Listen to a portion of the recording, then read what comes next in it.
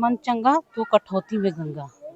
इनको 150 देशों में अभी मानने वाले लोग हैं। उस संविधान में समता, समानता, बंधुत्व और न्याय पर आधारित। गुरु संत रविदास जी का आज जयंती मनाया जा रहा है। वो 648वां जयंती है और टाउन हॉल में बहुत ही धूमधाम से मनाया जा रहा है। बता दें कि संत रविदास जी अपने जीवन को समर्पित कर दिए, जाति भेदभाव नीच ऊंच ना हो इसको लेकर अपनी जीवन समर्पित कर दिए इसमें। बता दें कि उनका जन्म 15वीं शताब्दी में वाराणसी में हुए थे। वे तो पेशे से कवि थे, कई कविताएं लिखे और उनका मानना था कि और हमारे साथ रविदास समाज के जिला अध्यक्ष हैं विनोद जी। क्या कुछ कहते हैं इस जयंती को लेकर? पहले तो मैं आपको धन्यवाद देना चाहता हूँ। संत गुरु रविदास की आज 648वीं जयंती है। गुरु रविदास जी का जो विचार था वो एक कवि हैं, विचारक थे और स्वाधीनता पर काम करने वाले थे। उन्होंने अपनी जो वाणी जो दिए हैं, विचार दिए हैं, उनका अगर पढ़िएगा तो पता चलेगा किस तरह के बातें करते। जैसे अभी यहाँ सामने आपको लिखा हुआ है, ऐसा चाहूँ राज में सबको मिले अन्न, छोट बड़न सब रहे रहे रविदास पसंद। कहने का मतलब उस समय ऊंच नीच का और जाति का बहुत ज़्यादा ये प्रकोप चल रहा था, जिस कारण बहुत से लोगों को दिक्कतें हो रही थी, जो भूखमरी से भी लोग मर रहे थे।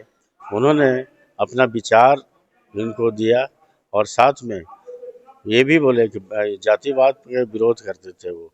उन्होंने कहा है, पूजिए मत उस ब्राह्मण को जिसका गुण हो हीन, पूजिए उस चांडाल को जिसकी हो परवीन, गुण परवीन।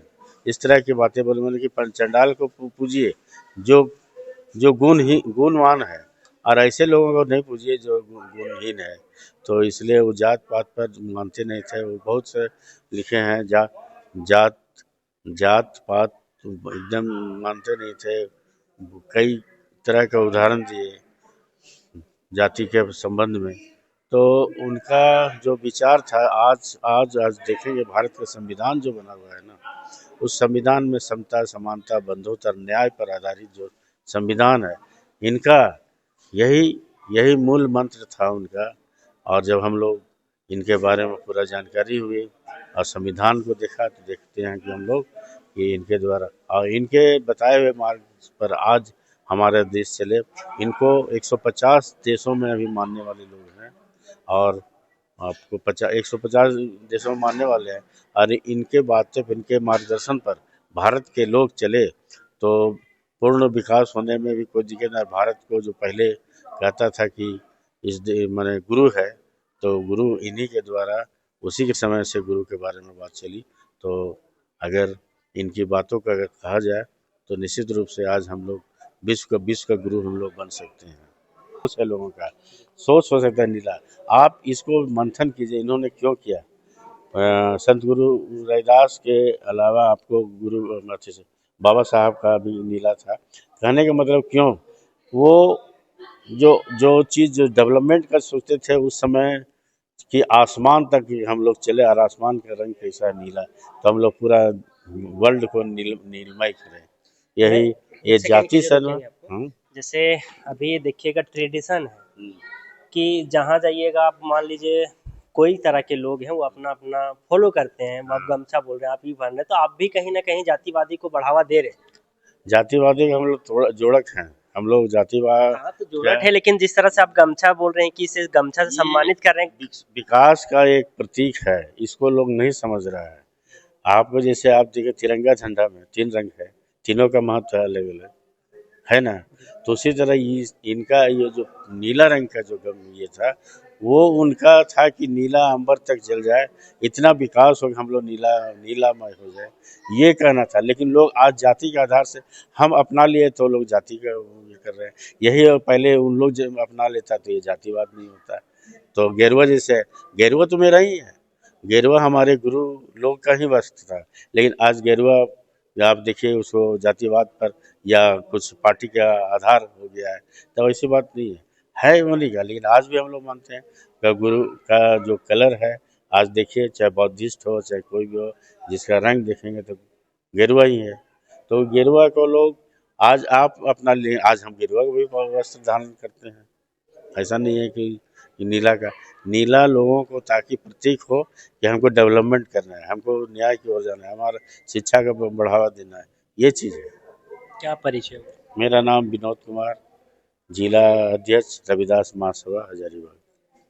हमारे साथ कुछ और लोग हैं, कुछ महिलाएं भी हैं, उनसे जुड़ेंगे। और आज इस मौके पर संत गुरु जी का जयंती है, काफ़ी खास व्यक्ति माने जाते हैं, युवाओं का प्रेरणा स्रोत है। युवाओं का हर युवा वर्ग या हर वर्ग के लिए वे प्रेरणा का स्रोत है, क्योंकि वे जगत के इंसान हैं जिन्होंने जाति धर्म से उठ के जो जीवन होता है उसे जीवन जीने का सिखाया है। और हमारे साथ कई ऐसे महिलाएं हैं। हम इस वक्त मौजूद हैं टाउन हॉल पे, और टाउन हॉल पे आज इनका जयंती का प्रोग्राम रखा गया था और इसे बड़ी ही धूमधाम से मनाया गया। पहले पूजा अर्चना के साथ पूजा को स्टार्ट किया गया, उसके बाद से यहाँ दीदी क्या था आज?